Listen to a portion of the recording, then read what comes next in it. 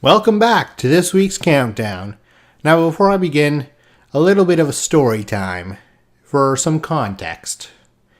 When I was a wee little whippersnapper of about 5 years old, one of my cousins donated their Super Nintendo to me, along with a bunch of their games. And so this list is basically my favorite games of the collection that they donated to me.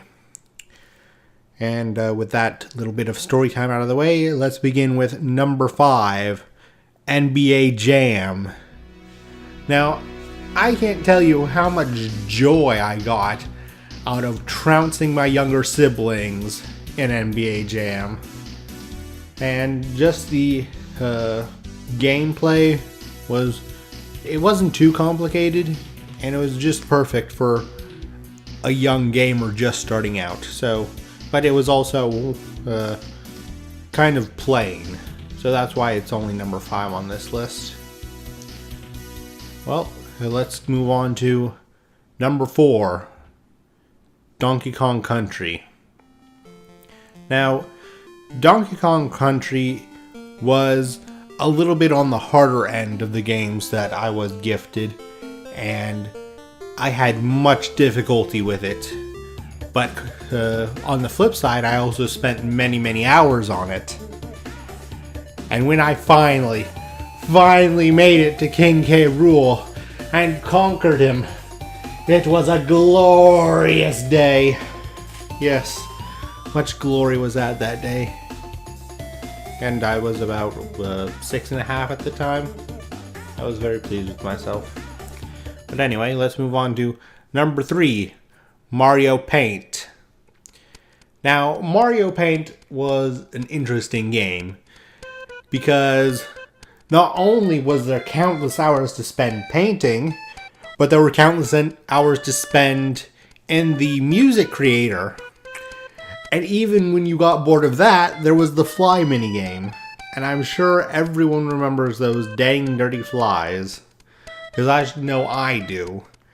And so Mario Paint was a game that I spent way too much time on, especially since part of the Super Nintendo that got donated included the Paint mouse that came with Mario Paint.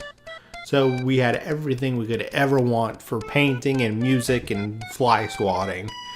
And it was great fun.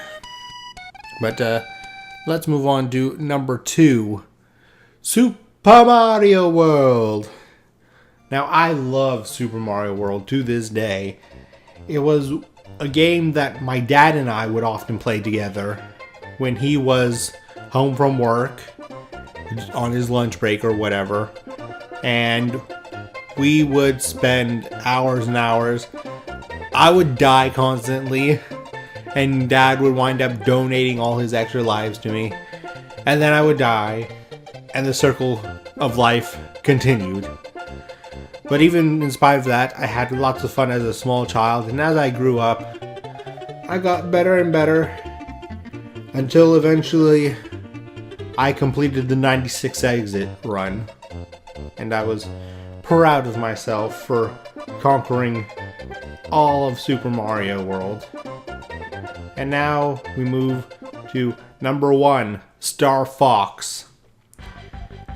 For whatever reason, the original Star Fox was my absolute favorite. And as such, young me had a number of myths about it. For example, I thought whenever the oven in the house was running, I would get an extra life, completely oblivious to the fact that you got extra lives based on your score. And that's just one of the many myths and legends that sprung out about Star Fox, the original. Especially since young me just couldn't complete the game because Venom scared the ever-loving diddly out of me. But even in spite of that, I spent many an hour just running through the different routes, getting up to Venom, and completely losing my nerve. But even in spite of that, young me found it in his heart to love it, and I still love it. Love it to bits. And that's this week's list. We have NBA Jam, we have Donkey Kong Country 1, Mario Paint, Super Mario World, and Star Fox. Thank you for joining me for this week's countdown. And get off my lawn, you filthy casuals.